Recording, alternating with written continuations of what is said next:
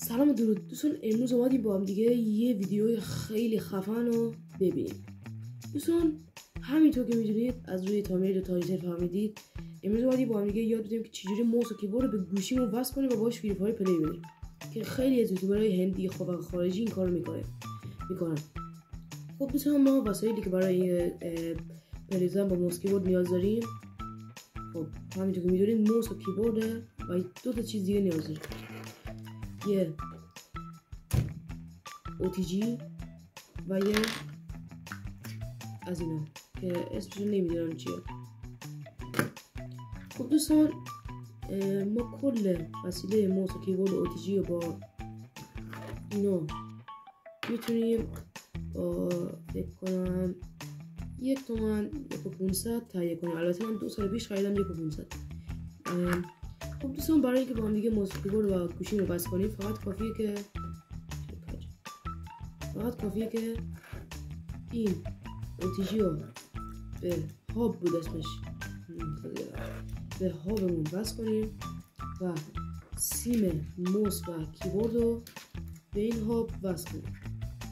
بعدش هم دوستان دارید موس و کیبورد میگیرید، دقت کنید که موس و کیبوردتون با سیم باشه، بلوتوزی نباشه. بلوتوزی حالا میشه وصل کرد ولی من بلد نیستم. خب دوستان، حالا که این کارو کردین فقط کافیه که بزنید به گوشیتون میبینید که کیبورد کار نمیکنه ولی موستون کار میکنه. اگه موستون RGB داشته باشه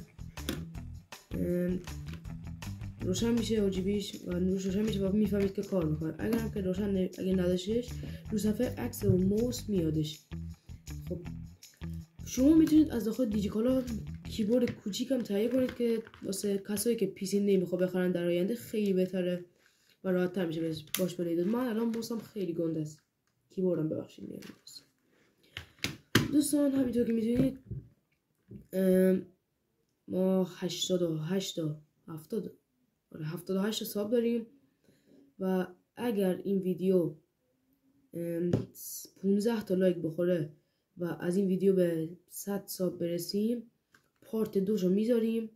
و پارت 2 اگه گفتیم درباره چیه، یکی وقتی میخوایم با پیسی هم بازی کنیم، بخوایم پیسی با فری فایر بازی کنیم باید یه شبیه ساز داشته باشیم. حالا واسه پیسی بکنم بلوستکس.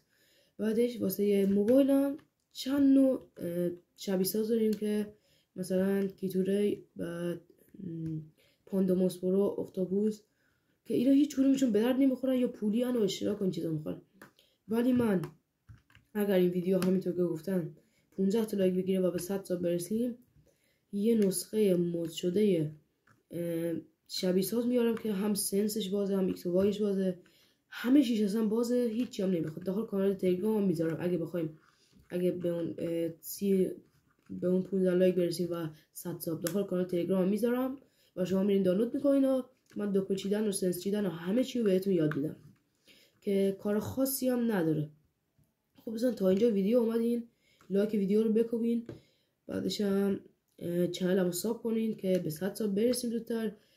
ما پنجشنبه جمعه ها لایو میذاریم ساعت 6 صبح تا 12 بعد از ظهر. اگه دوست داشتین میتونید بیاید. بعد دیگه لایک ویدیو یادتون نره همونطور که گفتم.